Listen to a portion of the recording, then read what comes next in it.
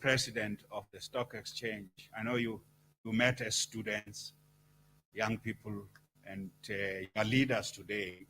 You are running your own businesses, but we need more young people to be inspired and to take responsibility to fix Africa's problems and to build businesses in our continent and to provide economic leadership.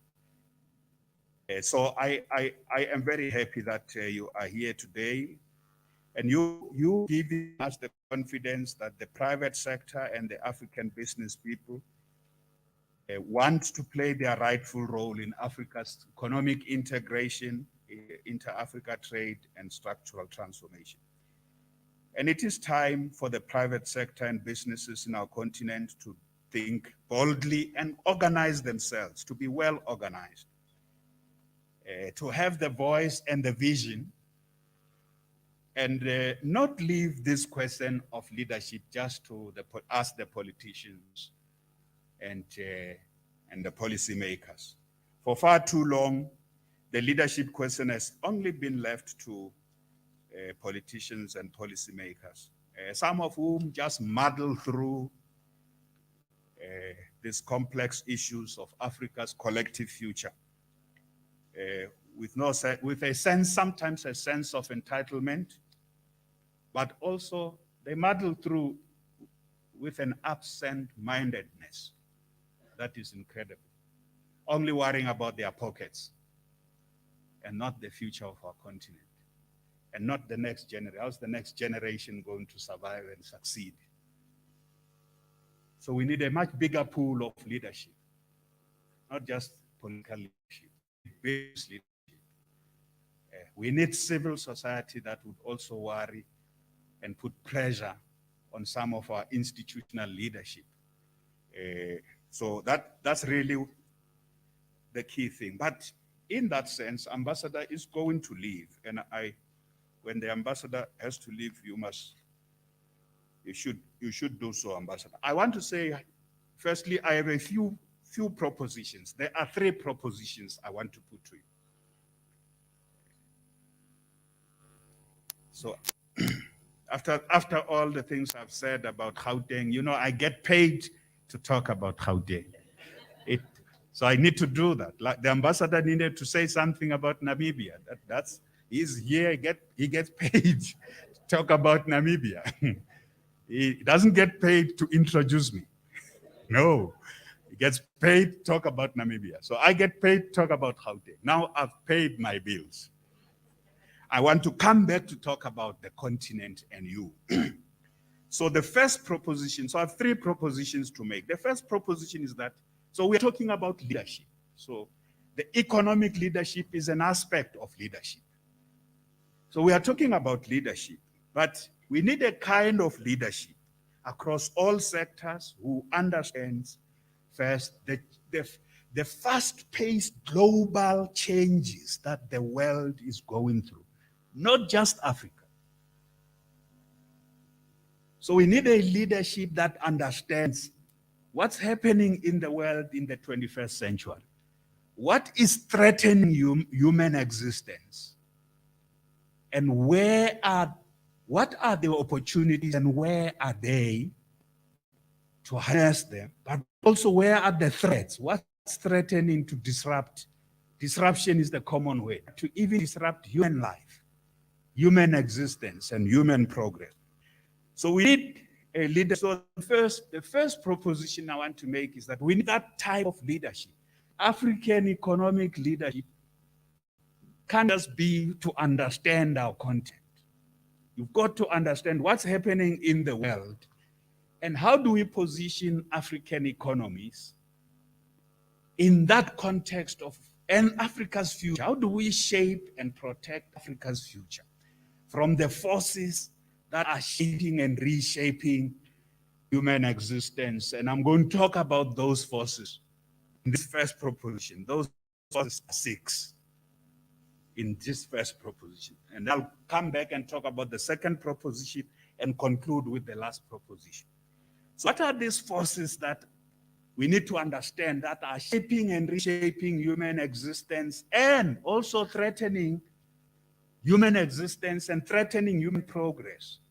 collective human civilizations we have the best achieved collectively as human beings across the world. First of those forces, we call them mega trends, is rapid technological change. So this is a very important requirement of leadership to understand rapid technological change and its impact. Because as you know, Klaus Schwab talks about the fourth industrial revolution and how this fourth industrial revolution is fundamentally going to alter the way we live, the way we work, the way we relate to one another as human beings. And in some ways, that is already changing. It's already happening in some ways. But in other parts of the world, it is faster. In parts of the world, like in Africa, it is slower because the infrastructure is not there, the skills is not there, so it leaves out some and it includes others. So rapid technological change is important to understand because its scale, scope, and complexity is going to be something incomparable, as argued by Klaus Schwab. But he also makes an important point that it is paradoxical. The fourth industrial revolution is paradoxical. He uses the words very carefully. He says it is an era, the digital era is an era of great promise and great peril simultaneously. Great promise because it can fundamentally enhance the quality of life of those who have access to it. Farming can change fundamentally from being hard labor. Schooling, access to education, access to healthcare, the way people lead their own life. Once you have access to this technology, you can even just work from home. You know, COVID taught us. But if you don't have access to it, you are doomed. So those who live in areas where there's no network, there's no skills. So if you don't have the skills, you will be left out. You will be left out. You will be left behind. So great promise is in that it can uplift the standard of living of people and make life easier and make even the businesses fundamentally change their business model. But those who don't have access to it, so it has a potential to exclude. And those who don't have access to it will be left out and can be doomed.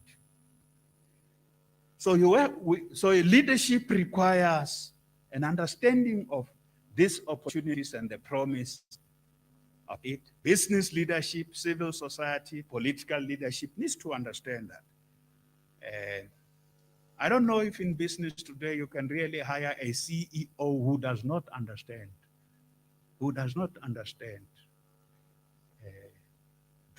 what technology is doing to change the way businesses operate. And I'm not saying hiring IT people. I'm talking about hiring leadership that should understand, have a good appreciation. Even if it's not too technical, but understand that organizations need to change. So, but from the point of view of public leadership, let me say, our task is to ensure we roll out access and nobody is left behind. Roll out infrastructure. And also change the way we teach in our universities, schools. Our education system needs to churn out digital skills. So what children learn at school, it must be starting very, very early. And some parts of the world, the president was saying in South Africa, we must do calling for ECD, starting from ECD schools, doing some experimental learning in Gauteng about that. So change, we are investing hugely in our schools in Gauteng, schools of the future. E-learning becomes a big thing, but the digital skills become the survival. You don't have digital skills, because Klaus Schwab also says that the workers. In a few years, we are going to produce occupations that don't exist. So the four IR is also creating new jobs and new occupations, and the current ones, 2/3 of them will disappear. How are we preparing for that? So that's an important thing that leadership needs to understand. So that's the first thing that leadership needs to understand.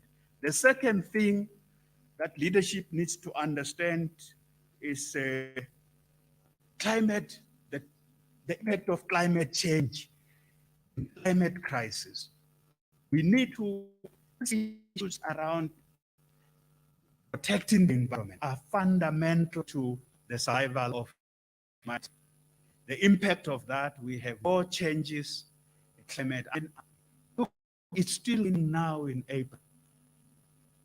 It's getting to win. We know the only place where in South Africa you have rain in winter is in Cape Town. But it does appear now. You know, in Gauteng, normally rain, and somewhere early March. You also have disasters, more serious. Climate disasters are common, and countries that don't have proper infrastructure are more prone to serious climate disasters. Climate change on many variable climate change, the impact of that on the well-being of people is quite severe. Lifestyles, it has got huge impact to lifestyles to reverse progress. So we need leadership again. They need to understand the impact, and therefore, what do we do to prepare our organizations, our institutions, our society, our businesses? Where there is a transition from huge carbon emissions, carbon-dependent systems, energy, and generally a civilization that depends too much on carbon, and a human progress that's dependent on carbon. It's not sustainable. So, and businesses that operate principally, whose own businesses are really getting the best out of fossil fuels, they are not sustainable businesses. They'll be out of business in no time, because increasingly people want to know everything they buy, where was it produced and how was it produced? Where, how? And they are concerned. People increasingly want to know, is this, the way this business produces this, something that ensures that there's sustainability. Future generations will inherit this. Or it's an industrialization that destroys nature and everything around it. That's the old industrial revolution destroyed nature. The fourth industrial revolution is not about destroying nature, it's about preserving nature, the natural environment. People must live side by side with nature. So so leadership needs to understand these transitions, the just transition, and how we move businesses and how we move society and organizations to that. Then there's pandemics are another important thing of our world today. You see, we talk about COVID as if it's the only, there are many epidemics that break out. It's just that they've been breaking out in underdeveloped countries. But COVID just took the developed world, almost shut down every part, whereas we would have Ebola, that is a problem of the third world, the problem of Africa, and AIDS, the problem of but COVID-19 just said, I can shut you down, stop your life. And scientists are predicting actually that pandemics are going to become more common. It's not just COVID, it will pass. I know as human beings, we want it to pass quickly. We want to go back to normal. We want to take out the masks. I'm sorry, I didn't know that I had my masks on. I'm so used to it now that it's no longer an irritation. I'm truly, sorry, I didn't know I had my mask on. So pandemics are going to be more common. So we need to build pandemic-ready and pandemic-prepared institutions, society, communities, to deal with the outbreak of pandemics, healthcare systems. But in Africa, we also want our institutions, our researchers, academics, and businesses to also be pandemic ready. They must be, they can't just be consumers of vaccines in Africa. We have, and as Africans, we have a particular relationship with plants that's deep. Some of the plants, so traditional herbal medicines, which need to be studied, and our scientific community needs to deploy that to deal with pandemics and diseases, the burden of disease that the traditional communities and our grandfathers and grandmothers used to know very well. You're feeling a bit fluish, there's this plant that they boil, and after you drink it, that flu, there's science, there's big science in there. Indigenous knowledge systems. And our universities so we want our businesses to be at the center of responding to pandemics, producing vaccines. That's why I was very happy that Africa's voice was heard. Our President Ramaphosa, was leading the team of AU saying, no, Africa can't just take. We also want to build capacity to produce and manufacture.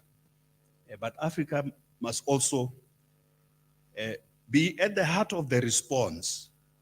We are not just a place to test these medicines. We also want to produce, we want to participate in the economics of our response to COVID. So pandemics very important, but wars and conflicts are not. It used to be thought that these wars and conflicts are a third world problem. Just look at the Russia-Ukraine problem and its impact, its disruptive impact. It's like the second COVID. The disruptive impact of that conflict between Russia and Ukraine on food production, but on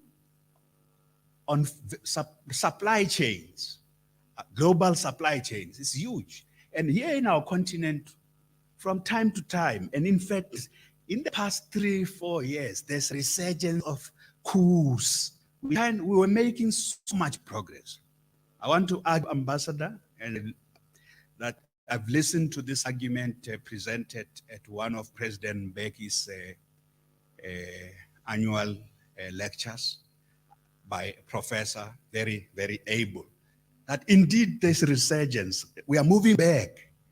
I mean, the conflict in Namibia and Cabo Delgado is, so some of the West African, Central African states, we now have the research, the coming back of coups. Somebody just think they can remove an elected government. And some of the conflicts, and I mean, the conflict in Ethiopia was terrible, terrific. This have an impact on Africa's development ambitions. Our development, you can't do economic integration and trade when there's war in certain parts of the continent. So war and conflict undermine. But that war and conflict everywhere in Asia or in Europe, and this is one of, after many years, we haven't had a war like that right in the heart of Europe, breaking out. They used to think that that's a problem for the third world. Anywhere, war is as disruptive as a pandemic. It's a problem like problem of environment, climate change. And my last but one area, this rapid urbanization is reshaping the world. Africa is the center of the new urbanization. The UN is saying that most urbanization in this era, in a period between now and 2050, is going to be coming from the south, but principally from Africa. The Africans are continuing to move to cities, but cities can't cope. There are too many people in cities who are living villages, and the cities can't cope. infrastructure in the cities can't cope. Even opportunities are not enough for the number of people. If you want to ask me, the greatest headache of the Premier of Gauteng, any one of you who wants to be the Premier of Gauteng in future, you must know. The greatest headache of the Premier of Gauteng is the number of people who move into Gauteng every month. Every month. So every 5 years, we have between 1 million and 1.5 million people added to our numbers. Every 5 years. Just between 1994 and now, we have doubled the size of the population in Gauteng. People, and you can't provide enough housing for them.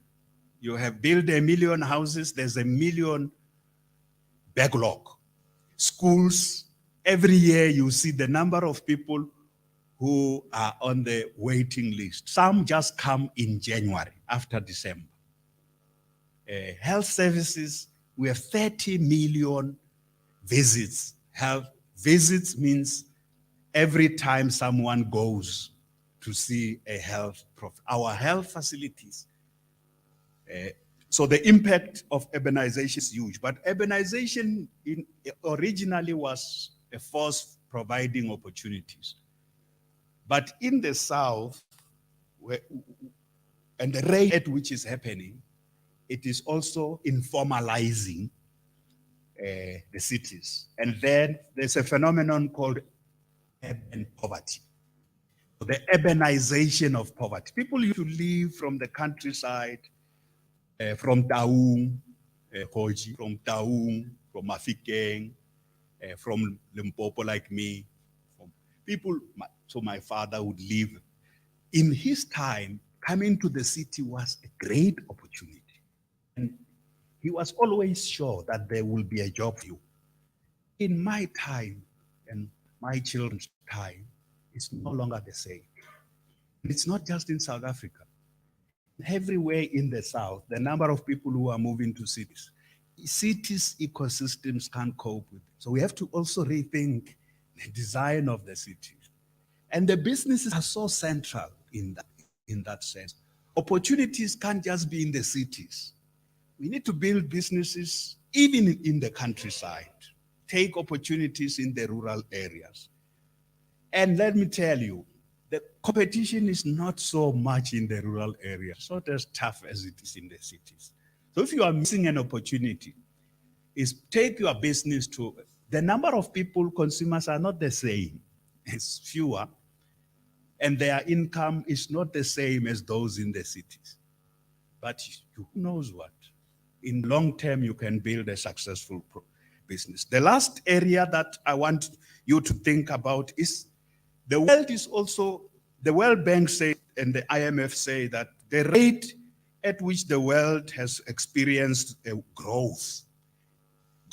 economic growth is unprecedented. But they also, the IMF also says, we have had unprecedented growth, economic growth in human history. But they also say that growth has been characterized by unprecedented levels of inequality. So in our world, so tackling inequality is also, so the concerns of growth, economic growth is very important, create jobs, but we must also be built into that the thinking about how inclusive, how to make growth inclusive, how does growth create more, how do we make sure there's more employment, what kind of economic activity, in what sectors government and business can work together to create more opportunities. Because growth must, if growth doesn't lead to more jobs, you have a real, an economy that grows, GDP growth is high, but employment, we have a problem in South Africa. Look at that, every time the Stats SA releases the numbers, unemployment is increasing. So the nominal growth doesn't mean anything, we need it, yes. But it must be at a level where it is able to help us reverse some of our social problems, including hunger, increasing levels of urban hunger. So we've got to deal with those issues. These are not the issues for government leadership. They are issues for leadership of business of government and leadership of civil society. Everybody worthy of the notion leadership must worry about how do we together. So Thomas Piketty, who is a young economist, celebrated economist, French economist, has written a book called Capital in the 21st Century, where he talks about the problem of inequality and how to solve the problem of inequality. And many business leaders today are now beginning to think about that question of inequality, that it is not just the problem that government must deal with. So Africans, fellow Africans, it is absolutely important that we understand that big global world so that Africa is not left behind.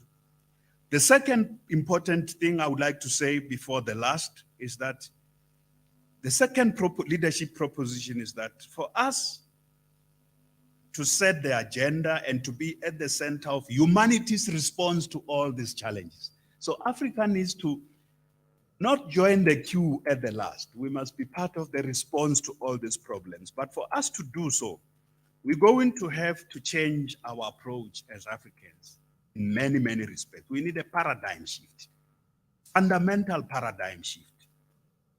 Even on questions of leadership, we need a fundamental paradigm shift. Leaders are not there to be permanently elected, sitting there, even if they're no longer producing any value. We need to also shift our institutions. Our democracy can't be focused on individuals. It must be focused on strong institutions. Shift the politics in our continent can't be focused on one man, always men, very few women. One man who dies in office. Before they die, they will not leave office. If they lose elections, they must do something to remain in power. We've got to shift that approach. But we also need to do something that's fundamental. Africans have a history of building collective community approach, and we must engender the African spirit of Ubuntu. What do I mean by that? It's where if you rise together. So if you are there as a medium-sized business that has been successful, go and look for small businesses to help lift them. So it's a very fundamental ethic of Ubuntu, that it is never really about just the individual. It's never really just about me only, but it's about, so we need to cleanse ourselves of this individualism and greed. That everything is about the individual harnessing everything for themselves. So even in government, even in business, let's build enduring institutions that center around the common good and sustainability and inclusion, a green future in that kind of way. And if you take this ethic of Ubuntu back into human existence, is basically that I am because you are. And without you, if your existence is threatened, my existence is also threatened. And this is fundamental when humanity faces threats that I've referred to. For example, COVID-19.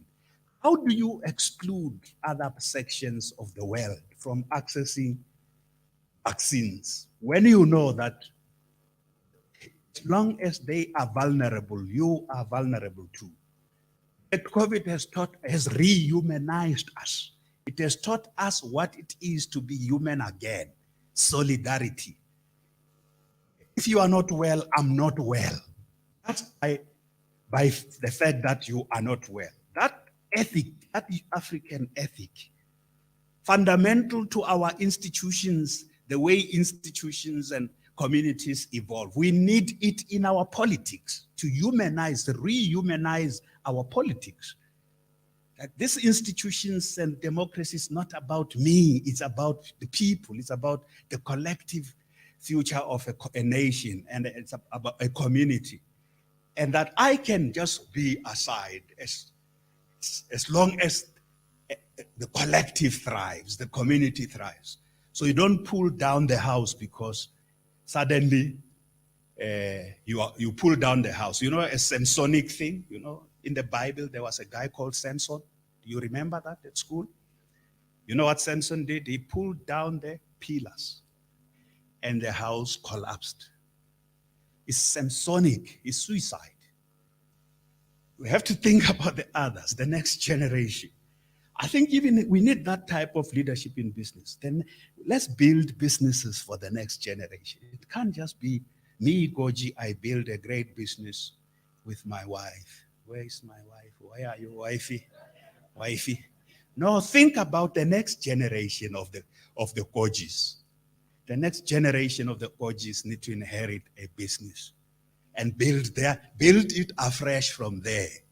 Because history calls upon them to also build their own imprint.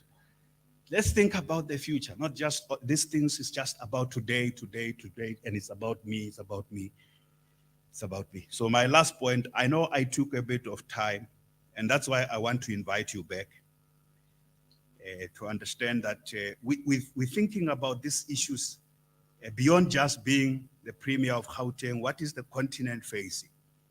So African leadership must be a notion of building strong institutions. It must be about next generations, not just build and destroy today, but it must also be about the other.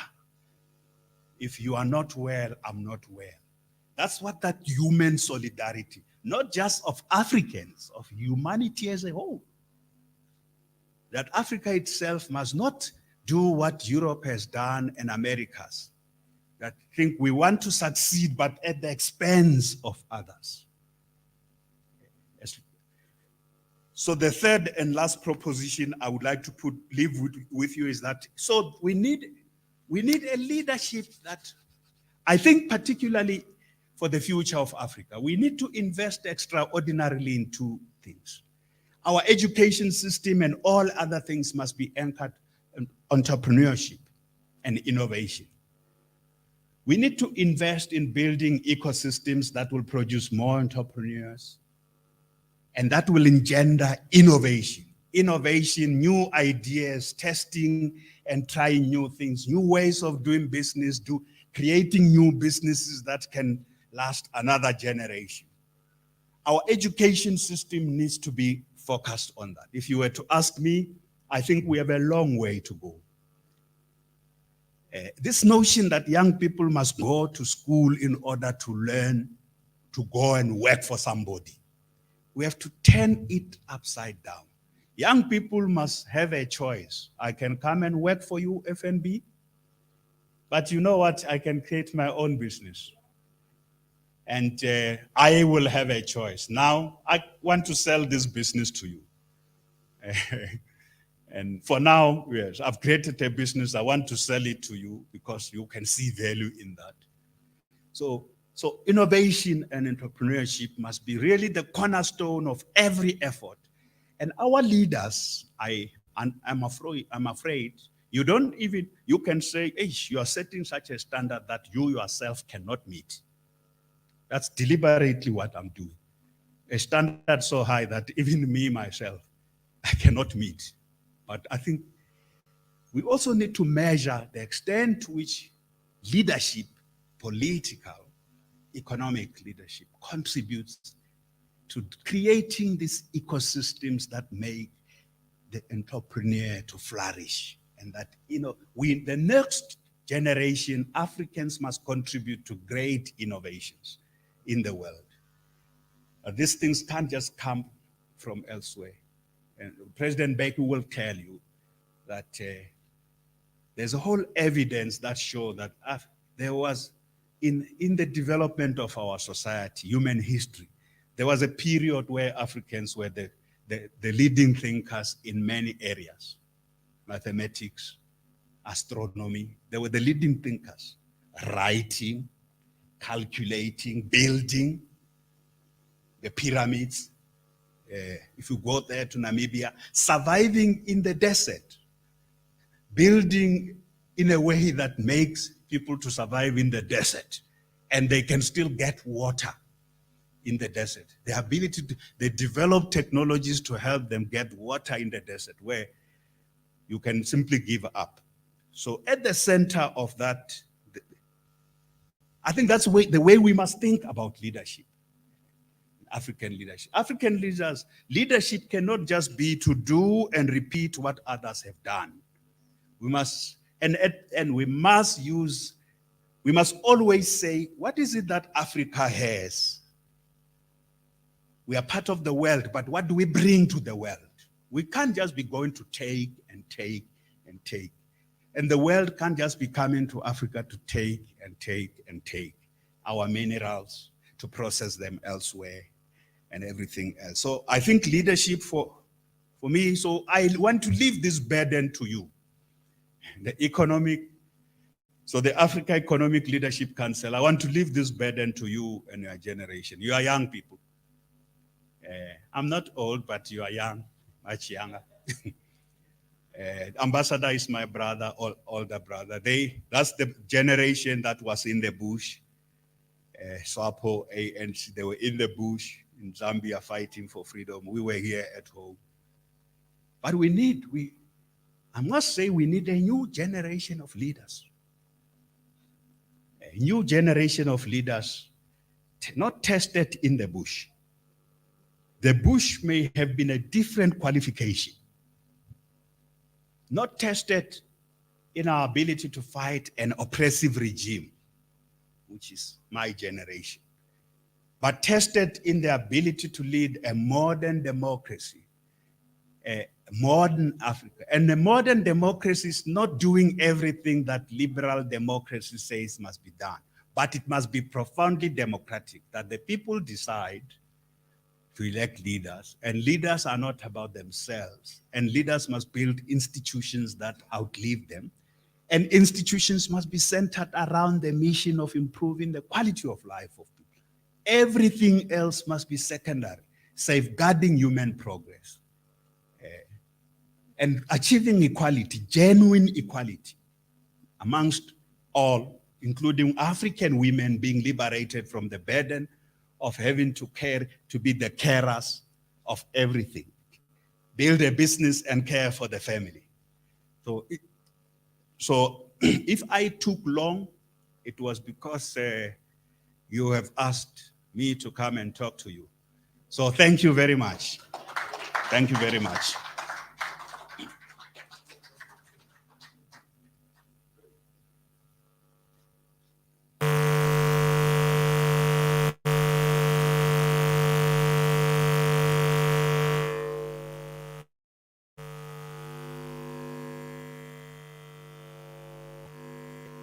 Wow, ladies and gentlemen, it's very difficult for me to actually cement on what Honorable Premier has just concluded on.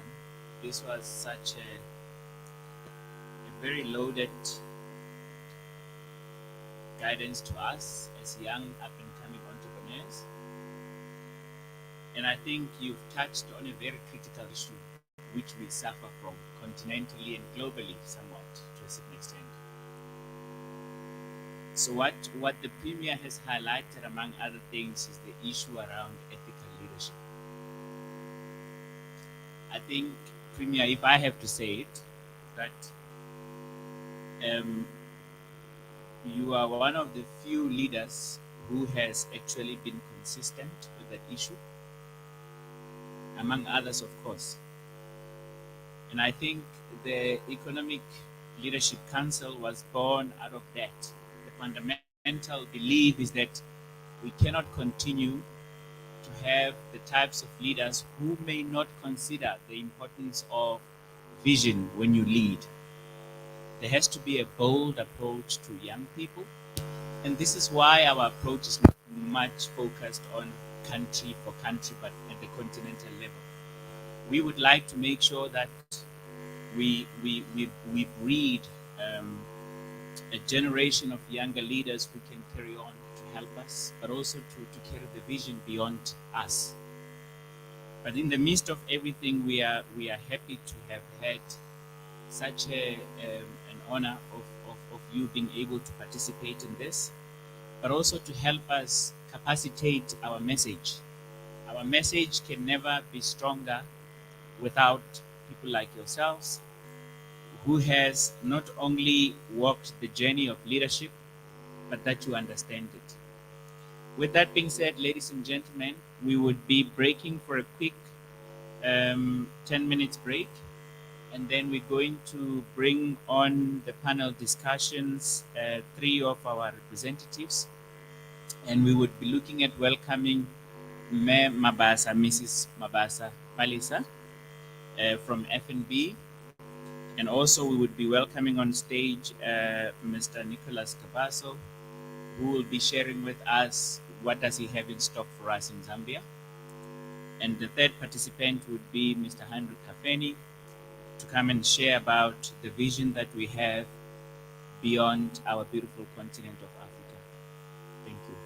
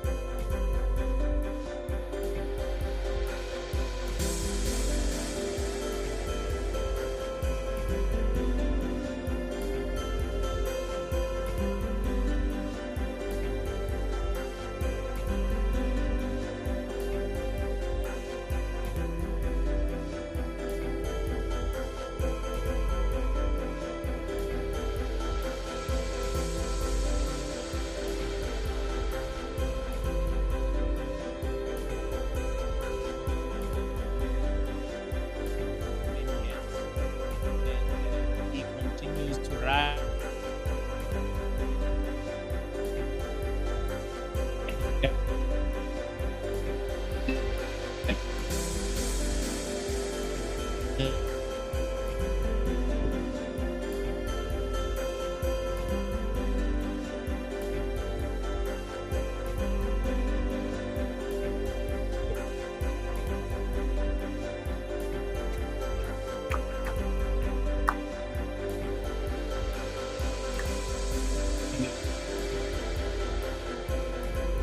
So,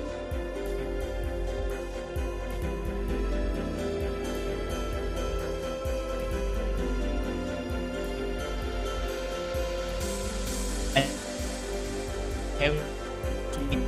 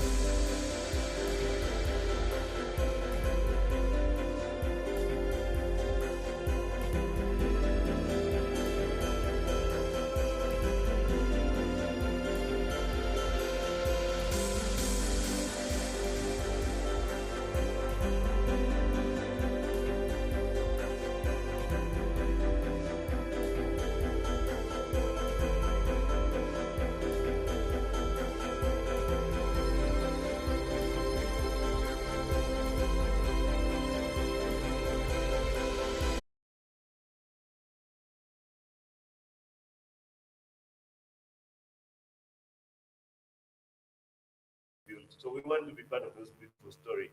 When we go to FNB, they look at our profile and track record. When we go to the media, he knows that we can work with this organization. Thank you very much. I will unpack later, but that is who we are. Mr. Koji and I said, let us hold hands together with our friends. And Mr. Basso is here, Madam Palesa is here, you are here. So we will look for dance. Thank you very much.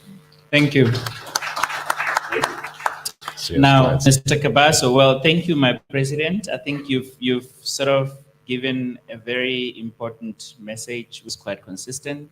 You've been very clear about our dream. Our dream is beyond ourselves.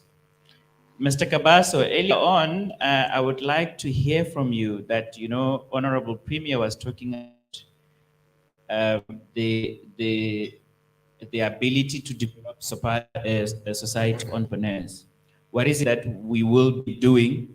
And you coming from the financial markets, perhaps you can share with us, what do you think the role of Zambia in this case would be? Zambia, and most countries, I was traveling, I just came back from Ethiopia, I started over in Kenya. I think the currency that certain countries are using in the continent are not accessible in other countries, for example. Yeah. So from a stock exchange point of view, from the financial sector point of view, we're now talking digital economy, which is what I would come back to in terms of what FNB is trying to focus on for SMMEs. Roping back the question about the Premier, that we need to be looking at advancing the digital world from a finance point of view, but also from an SMME perspective. Are you able to share with us what is Zambia's position in that regard? All right, thanks very much, Peace, for that. I think from the technology point of view, and it's good that Mr. Premier in his introductory remarks did make very, elaborate, positions with respects to just how technology remains quite very pivotal in the growth of our markets, our economies, and even as well looking at SMEs. It becomes quite very strong, and a factor that we need to be able to include. And we'll not be able to grow our economies, we'll not be able to grow our entities if we do not embrace technology. So I think it's quite a very huge factor that all of us have to be, mindful of and embrace.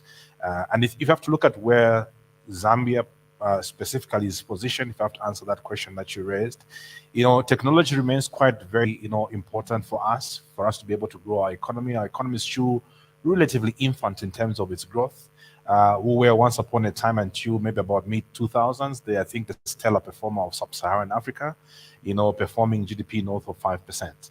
Until I think, the global situation kind of affected all of us. We started seeing those GDP numbers going down from about 5% down to about 3%. 2020, like any other country in the world, Zambia was hard hit. I think we're in negative performance, about negative 3%, in terms of GDP. So we're in a recession. As we speak right now, last year's forecast about 3% north of it. And we're anticipating, obviously, that the economy is still in its infancy and we still have a lot of factors of production to exploit and a lot of sectors are still coming up.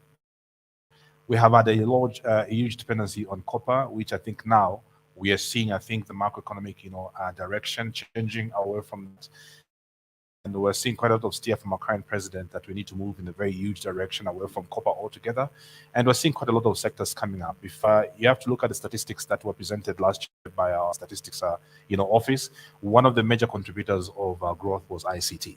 So already it just helps to give, put in context just how critical it remains for us to be able to go technology in all that we do. And I think within the space of finance is right now, as we speak, capital is in cyberspace. I always tell people we are cashless now. So if you're looking for capital, you not want to get to someone who has got a sack of money in the house.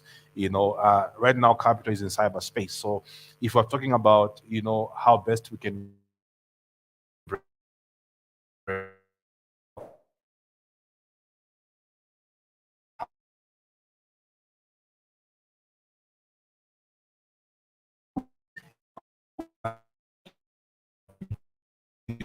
and always use flow. With respect, I can interrupt. see some to make the two platforms. And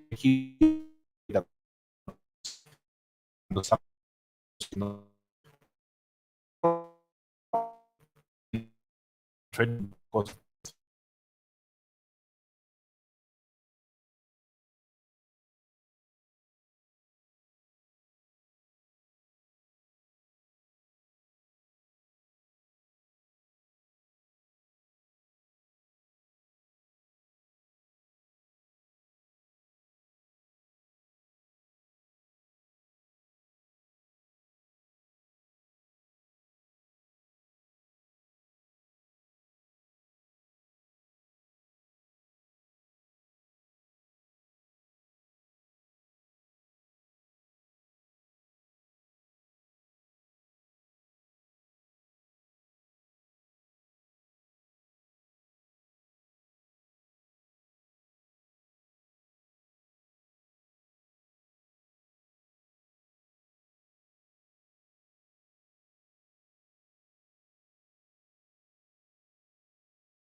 Student, it must have been more than 20 years.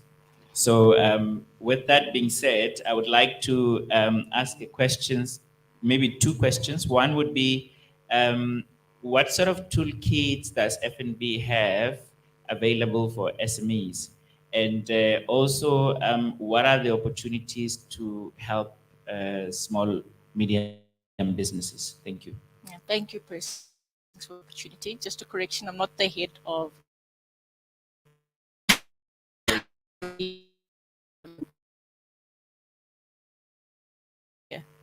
right. Well, correction, not head of SME, but head of SME funding.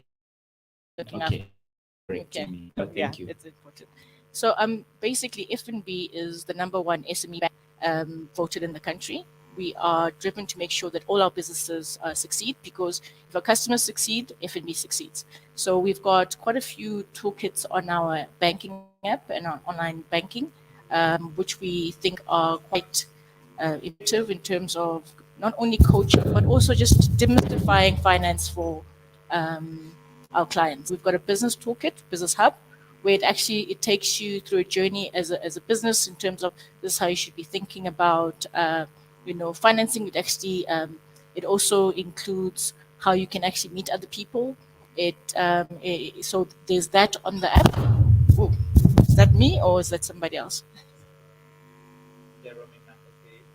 Okay. So let me switch to 1, 2. Okay, perfect. Okay. And we've also got Fundab on the app, which is like having a mentor in your pocket. And the type of lessons that are on that app go to how you can have a comparative advantage in your business. What's the thing that makes you different from another business? And for that, those are just easy, free things. The other thing that we also do is that we've got a zero fee business account called our First Business Zero account. It comes with this free SIM card, FNB Connect, with free data as well. And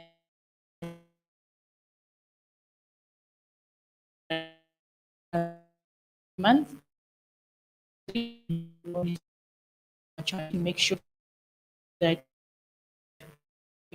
to SMEs, make sure that they develop and grow into bigger businesses that help me. I'd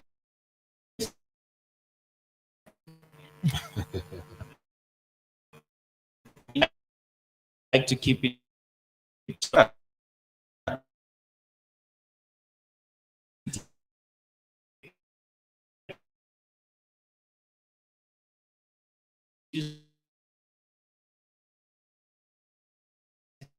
financially, right? So with Jen, I'm going to create an opportunity for Lee to please come on the replace my chairman, my president, to comment the issue of Black economic empowerment. And thank you, Mr. Thank you for your contribution.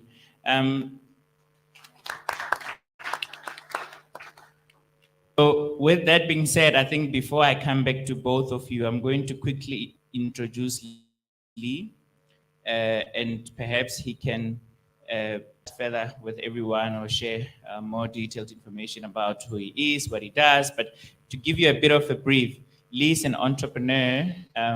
We also traveled across the Atlantic Ocean together a couple of years ago.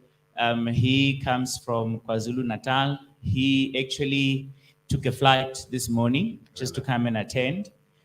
He was supporting more than anything. So I felt that the service that he's offering within the private sector is quite important, because we have what we call a Black economic empowerment policy in South Africa that looks at people who are previously disadvantaged, who happen to be of African descent within South African context.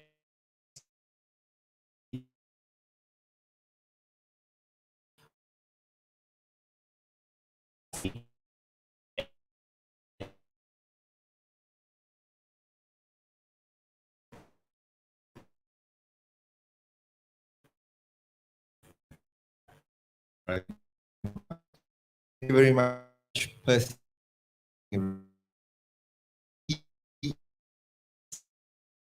Exist in South Africa. Small business. And that includes for as well.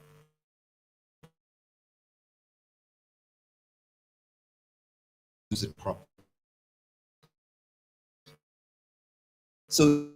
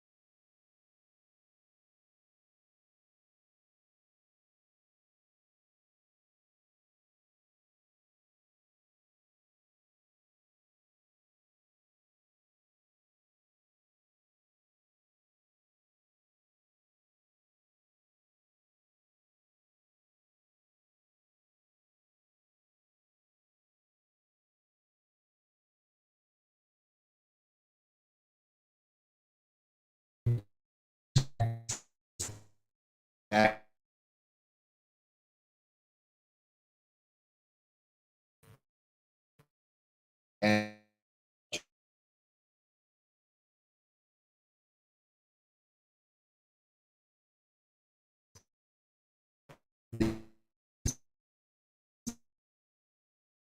about that is the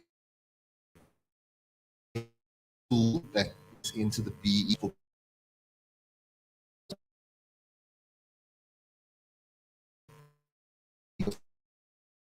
is